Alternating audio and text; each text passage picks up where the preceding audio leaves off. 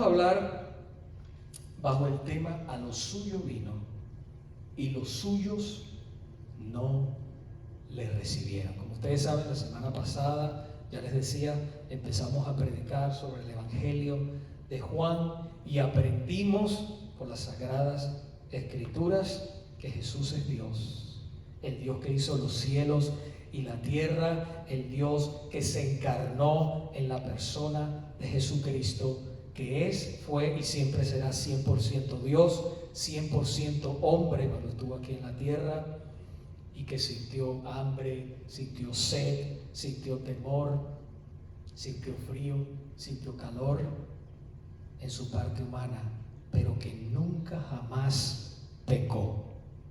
Que nunca jamás pecó, porque si hubiese pecado no hubiese podido expiar los pecados, limpiar el pecado de todos nosotros, su iglesia. Entonces Él nunca pecó, nuestro Señor y Salvador Jesucristo.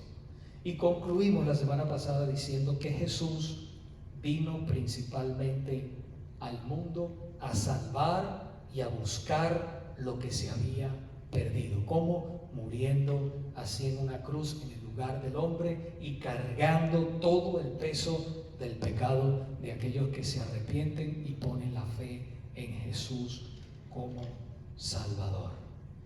Así que hoy, hermanos, hablaremos bajo el tema "A lo suyo vino y los suyos no le recibieron". Quiero darle un saludo en este momento a las personas, hermanos y amigos que nos miran por las redes sociales. Dios les bendiga, preparen sus Biblias, pero sobre todo preparen su corazón, porque allí es que Dios quiere tratar, en el corazón de cada uno de nosotros, ¿ok? Entonces oremos por esta prédica en este momento. Señor, te damos gracias una vez más porque nos has permitido estar aquí en tu presencia. Presentamos esta palabra, te pedimos, Señor, que tu Santo Espíritu nos hable, prepara la tierra en nuestros corazones, pero sobre todo transfórmanos, Señor, para ser luz y sal en esta tierra. En el nombre de Jesús, amén. Hermanos, hace muchos años vivió un hombre que fue muy rechazado por todos. Fue rechazado por sus hijos, fue rechazado por el rey de su nación, fue rechazado por su pueblo. Este hombre fue rechazado hasta por su propio hijo, bueno, sus hijos, pero también por su propio hijo, porque este hijo de él lo persiguió hasta para matarlo, hizo guerra con él y todo. Hasta ese punto llegó el rechazo de este hombre, pero nadie, dice la Biblia, daba nada por él. Todo el mundo pensaba que él era un insignificante pastorcito de ovejas. Nadie jamás se imaginaría que este hombre iba a ser escogido por Dios para ser el rey de Israel, para liderar a su pueblo. La Biblia dice que el primer rey que hubo en Israel fue Saúl, pero Saúl fue rechazado por Dios porque él fue rebelde y desobediente a Dios. En su lugar, Dios escogió a un simple pastorcito de ovejas, pero con un corazón conforme al corazón de Dios. Les estoy hablando de David. Una historia muy famosa, ¿verdad? De David, que después él se convertiría en el rey David y reinaría por lo menos en su nación 40 años. Pero David, antes de ser rey, realizó la tarea que a muy pocos en esa época le gustaba hacer. Él pastoreaba ovejas. Muy pocas personas querían hacer ese trabajo por el calor, por lo sucio, por muchas cosas, pero él sí lo hizo. Nadie pensaba en ese momento, nadie pensaba, ni aún él mismo pensaba que él en el futuro llegaría a ser el rey de Israel, pues él era todo lo contrario. No sé si algunos de ustedes se identifican con él. Él era todo lo contrario de lo que alguien pensaría que podría ser un rey. No sé si usted se identifica. Hay mucha gente que luego usted dice: no, yo no creo que tú puedas llegar a hacer esto. No, yo tengo este deseo, yo tengo este sueño, Dios ha puesto esto en mi corazón. yo lo quiero hacer. No es que tú no hablas inglés, no es que tú no puedes esto, tú no tienes la habilidad, ¿verdad? Así trataron a David, que tú no puedes, que tú eres chiquito, es que tú no tienes la habilidad, tú no tienes. Todo el mundo lo despreciaba al rey David. Pero si nosotros vemos en el primer libro de Samuel, capítulo 16, del versículo 1 al 13, nos dice que el rey Saúl, el rey antes de él, el rey Saúl ya había sido rechazado por Dios por haber sido infiel. El Señor llama al profeta Samuel y le dice: ve y busca a Isaí y a sus hijos e invítalos a ofrecerme sacrificios en el altar, y yo te diré a quién yo he escogido para que sea el próximo rey de Israel. Profeta, así era en esa época. Los profetas eran los pastores en esa época, ¿no?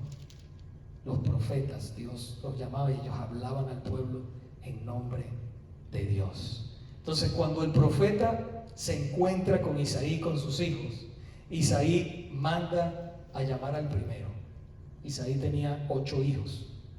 Entonces manda a llamar al primero, a Eliab. Y Samuel dice en su corazón, dice: de seguro este es el que Dios ha escogido para que sea el próximo rey de Israel. A lo que el Señor le dice: no mires a su apariencia, ni a lo alto de su estatura, ¿ves? Ni a lo alto de su estatura, porque yo lo he desechado. Porque Dios no ve como ve el hombre, pues el hombre mira la apariencia, el exterior, pero el Señor mira el corazón. Y así, entonces, mandando a pasar a sus 7 hijos, Isaí mandó a pasar mandó a pasar el otro. Samuel le preguntó: ¿no tienes a otro hijo? El profeta Samuel: ¿no tienes algún otro?, preguntó él. ¿Son todos estos los hijos que tú tienes? A lo que Isaí, el papá de David, le dijo: aún queda alguno por allí, queda uno por ahí y está pastoreando las ovejas. Fíjese cómo su papá lo rechazaba, el pastorcito de las ovejas. Entonces Samuel, el profeta, le dice: ok, mándalo a buscar, porque no nos sentaremos a comer a la mesa hasta que David llegue. Y dice la palabra de Dios que David entró, y cuando David entró, el Señor le dijo a Samuel: úngelo, porque este es el próximo rey de Israel. Entonces se levantó Samuel el profeta, lo ungió con aceite, y dice la palabra de Dios que vino el Espíritu Santo sobre él desde ese día con gran poder. Claro, David en ese mismo momento no se montó como el rey de Israel, sino que pasaron alrededor de 16 años hasta que Dios cumpliera lo que iba a hacer. Acuérdense de una cosa: nosotros siempre estamos apurados, pero Dios no. Dios tiene un plan perfecto. Nosotros siempre estamos apurados, y más que vivimos en esta generación, yo le digo la generación del microwave, del microondas. Todo es un minuto rápido. No, las cosas de Dios no son así. Dios tiene que prepararte primero. Él te llama, Él te prepara y Él después te envía. Él nunca te va a dar algo para lo cual tú todavía no estás preparado. Puede ser que te diga: no, sí, yo estoy preparado ya, yo me siento preparado. Pero Dios dice: no, todavía tiene que pasar un poco de tiempo. Y eso fue lo que pasó con David. Pasaron todavía 16 años, él pastoreando ovejas, haciendo tantas cosas en el campo, luchando contra enemigos. Dios lo estaba preparando como un guerrero, se convirtió en un gran guerrero, hasta que llegó el momento en que Dios quitó a Saúl y puso a David en su lugar. Así que no se desespere, porque Dios tiene un plan para usted. No corra, presente a Dios primero en todo, y el Señor le va a dar las peticiones de su corazón conforme al deseo de Él. ¿Cuántos dicen amén? Amén. Amén. La palabra del Señor, la tienen ahí si lo traen sus Biblias, ahí está. Dice en Juan capítulo 1, versículos del 10 al 13. Dice así la palabra del Señor: Él estaba en el mundo, hablando de Jesús, y el mundo fue hecho por medio de Él, y el mundo no lo conoció. A lo suyo vino y los suyos no lo recibieron. Pero a todos los que le recibieron, les dio el derecho de llegar a ser hijos de Dios. Es decir, a los que creen en su nombre, que no nacieron de sangre, ni de la voluntad de carne, ni de la voluntad del hombre, sino de Dios. Hermanos, Jesús vino al mundo y el mundo lo rechazó. Como a David, también al Señor lo rechazaron. Y como a muchos de ustedes en esta mañana, también seguramente los han rechazado en algún momento o en alguna ocasión. Pero asimismo rechazaron al Señor. Cuando dice a lo suyo vino, significa que el Rey del universo, nuestro Dios, el creador de todo, había llegado a este mundo. Y su mundo, su gente, no lo reconoció, sino que lo rechazó por la ceguera espiritual que había tan grande en cada uno de ellos. Fíjense ustedes que las profecías del Antiguo Testamento siempre hablaron de un Mesías, de Jesús, de un Mesías que vendría al mundo para libertar al pueblo. Como en muchas ocasiones, lamentablemente los judíos malinterpretaron esas profecías porque ellos esperaban a un Mesías que los liberaría del poder, del yugo romano, poder político, ¿verdad? Ellos pensaban, ellos creían que Jesucristo iba a ser ese guerrero que los iba a libertar, porque ellos en esa época ellos estaban esclavos por los romanos. Entonces ellos esperaban un líder político que los iba a restaurar completamente su nación. Eran muy orgullosos, tenían orgullo. Pero Jesús, realmente lo que decían las profecías era que Jesús vendría a implantar un reino espiritual, no político. Entonces por eso su pueblo lo rechazó. Este no puede ser, este hombre no puede ser, porque él habla lo contrario a lo que nosotros pensamos y esperamos. Entonces lo rechazaron.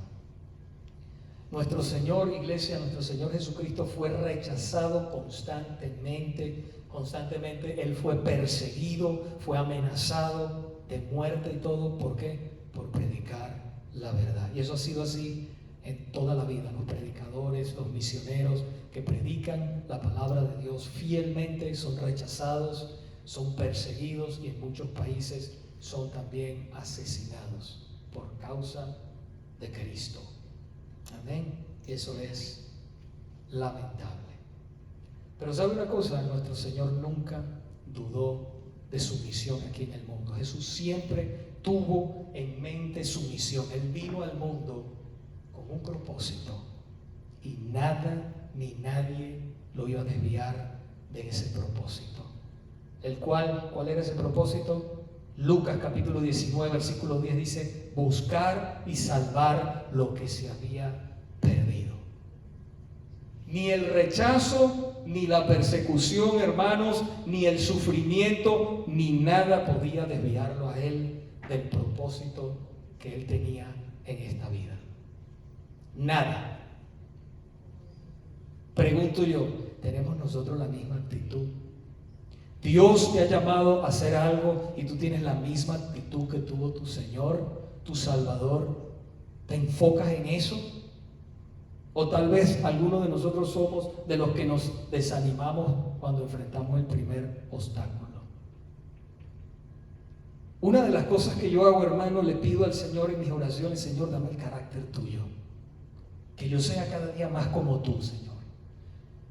Estudia el carácter de Cristo. Él decía la verdad cuando tenía que decirla. Él corregía cuando tenía que corregir, amaba cuando tenía que amar. Cuando yo digo la verdad es porque yo amo. Si yo digo mentiras es porque yo no amo, ¿verdad? Entonces, tenemos nosotros el mismo carácter, el mismo deseo como iglesia, como discípulos de Cristo, en cumplir el propósito al cual Dios te ha llamado. Puede ser que tú digas: no, bueno, pero mi propósito se ve tan insignificante, nadie lo mira. No te preocupes por eso, Dios lo mira. para Dios es importante. ¿Sabes por qué? Porque Él fue el que te dio el don de hacer eso, el talento para hacer eso. Dios no está buscando que tú hagas grandes cosas. Dios está buscando que tú seas fiel donde Él te ha llamado. Fiel, como Él fue fiel a todo lo que su Padre le había mandado hacer aquí en esta tierra. Por otro lado, hermanos, es importante señalar lo que dice el versículo 12 en el capítulo 1 del Evangelio de Juan, el cual estamos ya estudiando. Dice que no todos somos hijos de Dios. Ahora, todos sí somos creación de Dios, pero no todos somos hijos de Dios. La palabra de Dios dice en Colosenses capítulo 1 versículo 16, porque en Él, en Dios, en Cristo, fueron creadas todas las cosas, tanto en los cielos como en la tierra, visibles e invisibles, ya sean tronos o dominios o poderes o autoridades, todo ha sido creado por medio de Él y para Él. Somos su creación, todos. La Biblia muy claramente nos dice que antes de ser nosotros salvos, hermanos, éramos hijos de ira, lo mismo que los demás. Fíjense, Efesios capítulo 2, versículo 3, dice que éramos hijos de ira. ¿La ira de qué? La ira de Dios. Dios es amor. Para nosotros poder entender la justicia y la santidad de Dios, para poder entender el amor de Dios, necesitamos entender su justicia y su santidad. Porque esos dos atributos o esas dos características de Dios son su naturaleza. Nosotros hablábamos en la clase hoy, ¿verdad? Que eso es igual cuando tú sacas un pez, por decirlo algo, un pez y lo pones en la tierra. Él no está en su hábitat, ¿verdad? Tú tienes que ponerlo en el agua. Su naturaleza es nadar en el agua. ¿Ok? Es igual que nosotros como seres humanos, no podemos vivir en el agua. Podemos entrar al agua, pero no podemos vivir en el agua, porque esa no es nuestra naturaleza. Dios nos creó con otra naturaleza. Asimismo nuestro Dios, su naturaleza es justicia, es santidad, y Él no puede relacionarse con el pecado, con el pecador. Por eso se vistió de la naturaleza de Cristo, para darnos vida eterna, para expiar, para pagar el precio que nosotros teníamos que pagar en la cruz del Calvario, por amor a nosotros, para reconciliarnos con Dios. A eso Él vino. Por eso leímos en Lucas capítulo 10 que vino a buscar y salvar lo que se había perdido. Entonces por eso nosotros entendemos el amor de Dios, porque el Señor vino a buscarnos para podernos reconciliar con Él. Por eso dice en Romanos 5:1, justificados pues por la fe, tenemos paz para con Dios, por medio de nuestro Señor Jesucristo. ¿Qué es lo contrario de paz? Guerra. Nosotros estábamos en guerra con Dios, no lo sabíamos, pero estábamos, dice la palabra. Pero nosotros hicimos las paces con Dios cuando recibimos a Jesucristo. Cuando nosotros nos arrepentimos de nuestros pecados y ponemos la fe en Cristo, entonces el Señor nos salva, nos justifica delante del Padre. Y entonces el Padre ya no nos mira así, sino que nos mira a través de su Hijo. Esa es la verdad del Evangelio. Cuando yo entiendo eso, yo puedo amar a Jesucristo con todo mi corazón, porque Él se sacrificó por mí. Él murió por mí, porque el que se merecía estar en esa cruz era yo. Yo soy el pecador. Yo soy el que he hecho lo malo. Yo soy el que me aparté de los caminos de Dios para hacer mis propios caminos, para andar en mis propios caminos. Pero Él es mi abogado. Amén. Qué amor tan grande. Ese es el amor más grande, y un amor que no varía, porque cuando te salva eternamente y para siempre. Hay seguridad eterna para aquellos que han recibido a Cristo de todo corazón. Hermoso. Aleluya. Amén. La palabra del Señor dice en 1 de Juan capítulo 3 versículo 8 que el que practica el pecado es del diablo. El que lo practica. Porque el diablo peca desde el principio. Ahora, cuando yo digo la palabra practica, quiere decir algo que yo siempre lo hago deliberadamente, lo practico. Cuando yo no era cristiano, yo practicaba el pecado. Entonces dice, bueno, ya el pastor no peca. No, no es así, escúcheme muy bien. Yo peco todos los días. Todos los días. Dice, oh, wow, pastor, ¿cómo peca todos los días? Sí. Ahora le voy a decir por qué. Porque no soy perfecto. Ninguno de nosotros somos perfectos, hermanos. Pero ¿cuál es la diferencia? Que a mí me duele pecar. Porque la palabra de Dios dice, escuche bien, el que es nacido de Dios no practica el pecado, porque la simiente de Dios permanece en él y no puede pecar porque es nacido de Dios. La simiente de Dios significa Dios, el Espíritu Santo en usted. Por eso no puede pecar deliberadamente, por eso no practica el pecado, porque Cristo está en usted. ¿Ve? Si usted robaba antes, era ladrón, y si usted ahorita va a robar, ay, robé, un dolor en tu corazón te da, y ahí mismo le estás pidiendo perdón al Señor, ¿verdad que sí? Pero antes robabas, ay no, qué gusto, no, esa gente tiene mucho, déjame agarrar más, como pasa en todos nuestros países. Porque si ellos tuvieran a Cristo en su corazón, las cosas fueran diferentes.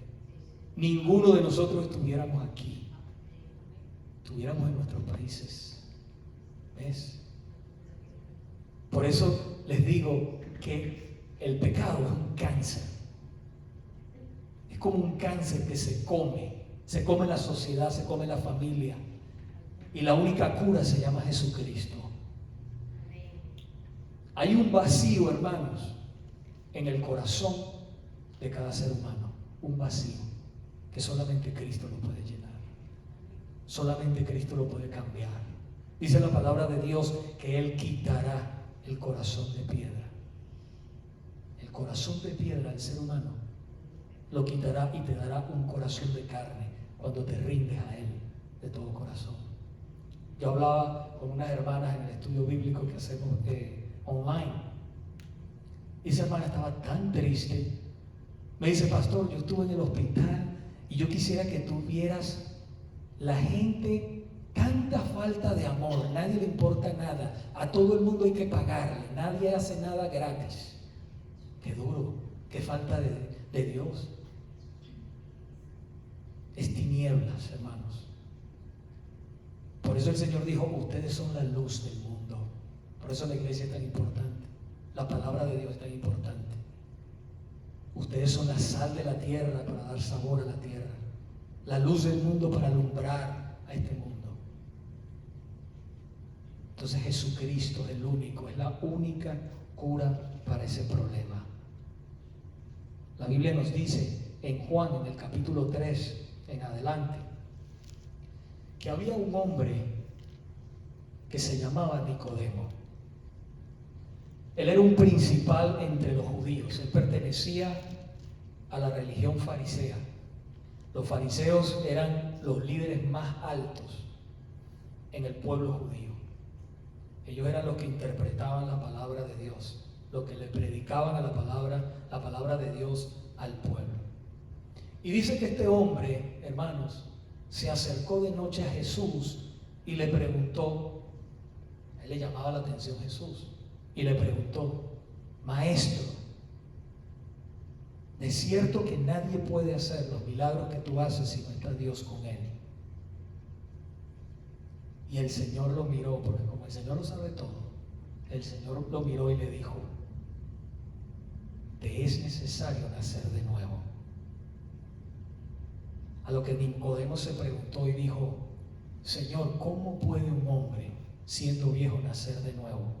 ¿Entrará acaso en el vientre de su madre y volverá a nacer? Y el Señor le dice, pero tú eres maestro de Israel y no sabes esto. Como diciéndole, tú eres el que enseña a la gente y no sabes de lo que te estoy hablando.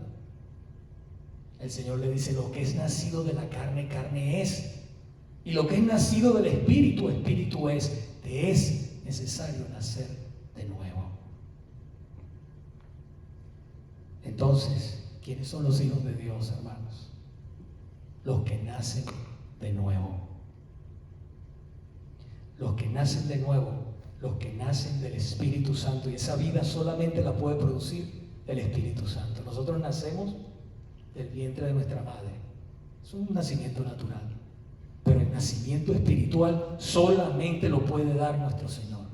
Solamente el Espíritu Santo lo puede producir en aquellos que se arrepienten de todo corazón y ponen la fe en Jesucristo como el único Salvador de sus vidas. El versículo 12 dice de Juan, que estamos estudiando, hermanos, dice: pero a todos los que le recibieron, les dio el derecho de llegar a ser hijos de Dios. Es decir, a los que creen en su nombre. A los que creen en su nombre. Solo los que han nacido de nuevo son los verdaderos hijos de Dios. No crea eso y dice: no, todos somos hijos de Dios. No, todos somos creación de Dios, dice la palabra. Pero hijos de Dios, eso es otra cosa. La palabra dice que tienes que nacer de nuevo. Amén. Así que muy claramente, hermanos, dice la palabra que a todos los que le recibieron, a los que creen en su nombre y depositan la fe en él, les dio el derecho de llegar a ser hijos de Dios. Estos llegan, los que ponen la fe en Jesús y se arrepienten, llegan a reconciliarse con Dios y por ende llegan a ser hijos de Dios. Pero ¿sabe una cosa? Hay gente que llega en el pasado, uno lo ve mucho, llorando. Uno hace el llamado y lloran, ¿verdad? Lloran. Está bien llorar, eso está bien, eso está bien.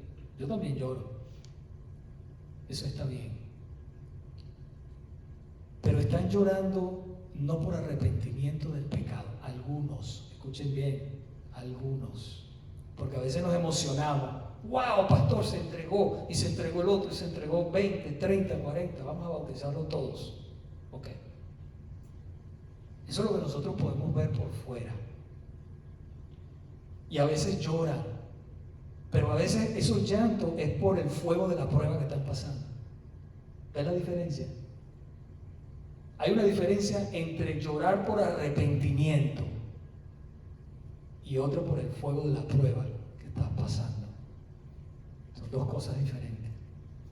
¿Cómo sabemos nosotros que esa persona ha nacido de nuevo? Esa persona cambia, porque el Espíritu de Dios lo cambia. No lo hace perfecto, porque todavía vivimos en esta carne, pero lo cambia.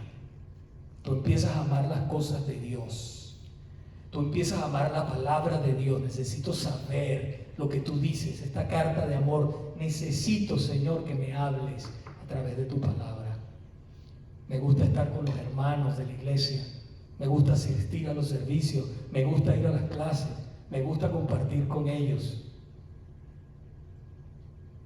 Es el deseo que Dios va produciendo. Por supuesto, todos vamos creciendo, unos de una manera, otros de otra. Pero tiene que haber ese crecimiento. Así sea poco a poco, pero tiene que haberlo. Amén. Preciosa, ¿verdad? La palabra del Señor. Como dice el versículo 13, dice que no nacieron de sangre. Estos hermanos no nacen de sangre, ni de voluntad de carne, ni de la voluntad del hombre, sino que nacen de Dios. Nacen de Dios. Estamos en el capítulo 1 del Evangelio de Juan, versículo 13, acabo de leer. Y entonces, hermanos, a todos estos que han nacido de nuevo, hay un futuro glorioso. Escuche. Deme unos 10 minutos más y escuche esto, para que usted escuche la esperanza. Dios no nos ha dejado en este mundo sin esperanza, hermanos. Escuchen muy bien. Jesús dijo en Juan capítulo 1 en adelante, dijo: no se turbe tu corazón ni tengan miedo. ¿Creen en Dios? Crean también en mí. En la casa de mi Padre hay muchas moradas. Si no fuera así, no se los hubiera dicho. Porque voy a preparar un lugar para ustedes. Y si me voy y les preparo lugar, vendré otra vez y los tomaré a donde yo voy. Para que donde yo esté, allí ustedes estén también. ¿Qué esperanza más hermosa? El Señor no solamente murió por nosotros, hermanos, Él está preparando un lugar. Cada uno de nosotros que hemos nacido de nuevo, Dios está preparando un lugar y nos está esperando en el cielo. Él no vino y murió aquí por gusto. Su sacrificio no fue en vano. No, tiene un propósito. Y el Señor le dijo a los discípulos: y conocen el camino y a dónde voy, le dijo el Señor. Después que le dijo esto, les dio esta esperanza. Uno de sus discípulos, Tomás, le dijo: Señor, si no sabemos a dónde vas, ¿cómo vamos a conocer el camino? Jesús le dijo: yo soy el camino, la verdad y la vida. Nadie viene al Padre si no es por mí. Nadie viene al Padre si no es por mí.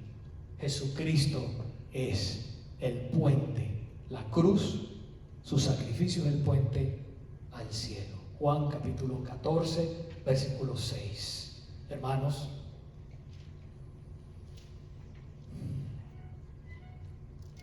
Jesús lo dio todo por nosotros. Deseamos nosotros dar todo por Él. Hermanos, miren, este no es nuestro hogar. Aquí donde nosotros estamos viviendo, este no es nuestro hogar. Nuestro hogar está en el cielo.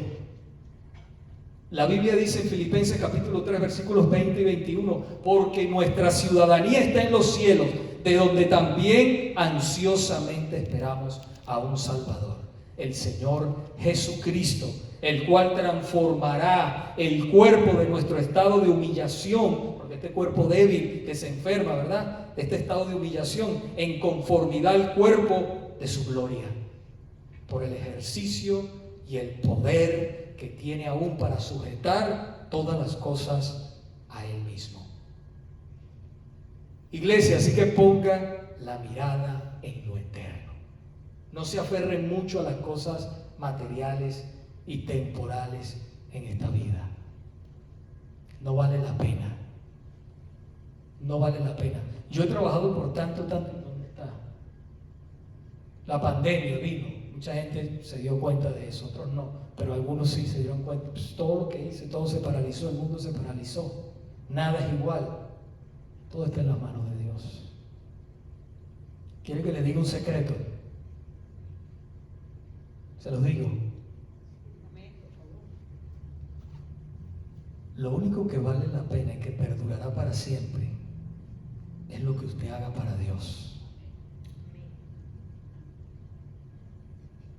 Cuando a usted le toque cerrar los ojos aquí en esta vida, usted se irá con gozo y satisfacción porque cumplió con su Salvador. Hizo todo lo que Él le mandó a hacer en esta vida. Concluyo con esto, iglesia. ¿A dónde nosotros tenemos puesta nuestra mirada? ¿A dónde? ¿En Dios o en las cosas de este mundo? Mire lo que dice la palabra del Señor en Primera de Juan, capítulo 2, versículo 15 al 17. Dice: no amen al mundo ni las cosas que están en el mundo. No está hablando de la naturaleza que Dios creó. Está hablando de las cosas que están en el mundo. Si alguien ama al mundo, el amor del Padre no está en él. Porque todo lo que hay en el mundo, la pasión de la carne, la pasión de los ojos y la arrogancia de la vida, no proviene del Padre, sino del mundo. Y el mundo pasa, y también sus pasiones. Pero el que hace la voluntad de Dios permanece para siempre. El mundo pasa en sus pasiones. Lo que usted está viendo hoy no lo va a ver mañana. ¿Sabe que el diablo nos engaña ocupándonos con tantas cosas que a lo mejor ni siquiera va a pasar? Es un engaño. Hermanos, no le estoy diciendo que no trabaje. Eso es parte del propósito que Dios lo ha llamado en esta vida. Lo que le estoy diciendo es que ponga lo primero en lo primero. Lo primero que es primero. ¿Ok?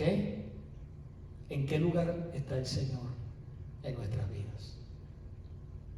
¿Qué lugar ocupa Dios en nuestras vidas? ¿El primero, el segundo o el último? Somos de los que decimos tal vez aquí no hay nadie que diga eso, pero tal vez sí, no sé, Dios sabe. Si me queda tiempo, leo la Biblia. Si me queda tiempo, oro. Si me queda tiempo, voy a la iglesia. Si me queda tiempo.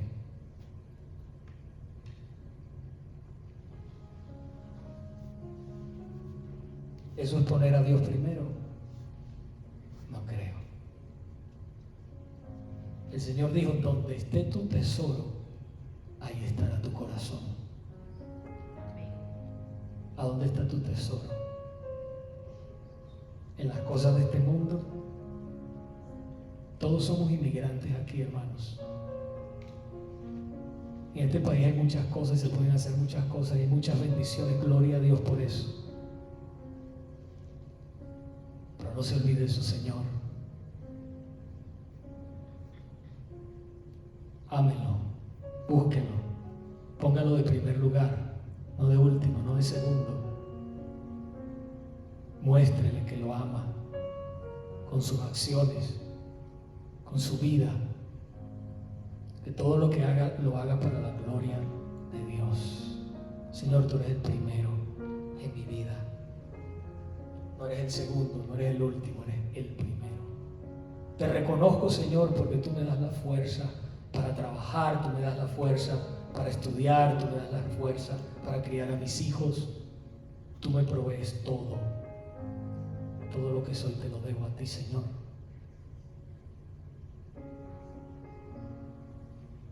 Proverbios 3, del 5 al 6 dice: confía en el Señor con todo tu corazón. Confía en el Señor con todo tu corazón y no te apoyes en tu propio entendimiento. Reconócelo en todos tus caminos y Él va a enderezar tus sendas. Reconócelo en todos tus caminos. Iglesia, ¿estamos reconociendo al Señor en todos nuestros caminos o en algunos caminos? Oramos primero antes de comenzar un proyecto, un trabajo, un viaje, qué sé yo, cualquier cosa en la vida. Usted sabe que estamos en la generación donde nosotros decimos mucho: yo siento que debo hacer esto, yo creo que debo hacer esto, yo siento que agréguele lo que sigue, ¿verdad? Yo siento esto. Pero la relación con Dios no es de sentir, sino es lo que dice su palabra y que yo la obedezca. ¿Ves la diferencia? Como cristianos nosotros debemos decir: ¿qué dice el Señor en su palabra? ¿Qué me dice Dios en oración? Y yo lo confirmo por su palabra. Entonces yo procedo. Entonces el Señor dice: sí, no, o espera. ¿Sabe qué es difícil esperar? Uy, qué difícil es. Dígame a mí, se me hace tan difícil esperar. Bueno, se me hacía porque ya he quemado etapas, gracias al Señor. ¿Sabe cuándo yo sé que yo voy adelante? Le voy a dar este otro secreto. Que yo voy adelante del Señor cuando yo empiezo a sentir ansiedad. Cuando siento nervioso, que voy a hacer algo, voy a emprender algo y me siento nervioso, ya yo digo: no, Señor, te dejé atrás, pasa, Señor.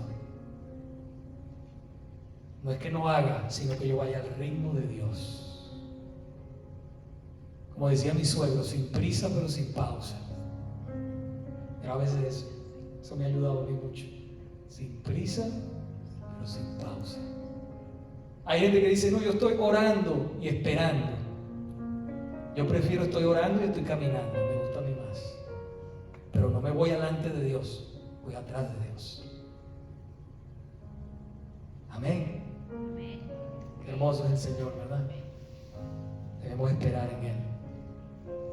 Ya casi estamos terminando y antes de irme, quisiera hacerle a algunos la pregunta más importante que jamás usted ha escuchado.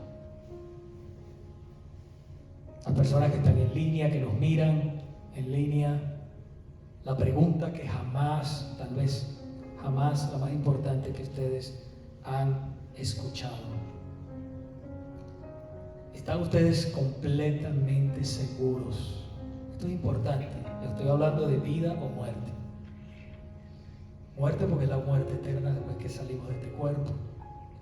¿Están ustedes completamente seguros que cuando usted cierre los ojos aquí, en este mundo, los abrirá en la presencia de Dios? El apóstol Pablo dijo, estar ausentes del cuerpo es estar en la presencia de Dios. ¿Tiene usted esa seguridad? Puede decir usted libremente, Señor, yo sé que el día que tú me llames, yo voy a ir a tu presencia. El apóstol Juan escribió acerca de Jesús diciendo, a lo suyo vino, ya lo hemos leído, y los suyos no le recibieron. Pero a todos los que le recibieron les dio el derecho de llegar a ser hijos de Dios. Fíjense que los que le recibieron son los que son hijos de Dios. ¿Estamos seguros?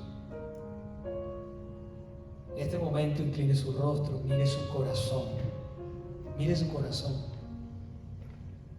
No es porque yo vengo a la iglesia que yo soy salvo. Eso es parte. No es porque yo vengo a la iglesia, no es porque yo doy dinero, no es porque me siento en la primera banca, yo ayudo mucho aquí en la iglesia, no. Es porque realmente usted se ha arrepentido de todo corazón de su vida pasada y ha puesto la fe en Cristo como su Salvador. Ha nacido de nuevo. Esos son los hijos realmente de Dios. Si no tienes seguridad allí donde estás, no tienes seguridad en tu corazón, no hay seguridad, tú necesitas resolver ese problema hoy, porque no sabes qué puede pasar después que te salga de las puertas de la iglesia. Hoy puede ser el día de tu salvación. Hoy puede ser el día en que el Señor cambie tu destino eterno. Hoy puede ser el día en que Dios quite el corazón de piedra y lo haga un corazón totalmente de carne. Acompáñenme a orar en este momento. Padre, te pido perdón por todo pecado, por mi vida pasada. Sé que he estado mucho tiempo en la iglesia, pero realmente, Señor, la iglesia no ha estado en mí. Tú no estás en mí, Señor. Te pido que me perdones de todo pecado. Dios mío amado, me vuelvo a ti. Te pido que me hagas la persona que tú quieres que sea. Perdóname, Señor, porque he sido orgulloso. He querido hacer las cosas a mi manera, Señor. Pero hoy me arrepiento delante de ti. Me entrego a ti de todo corazón. Te pido que me perdones. Creo que tú moriste por mí en esa cruz. Derramaste tu sangre preciosa que me limpia de todo pecado y me reconcilia con el Padre.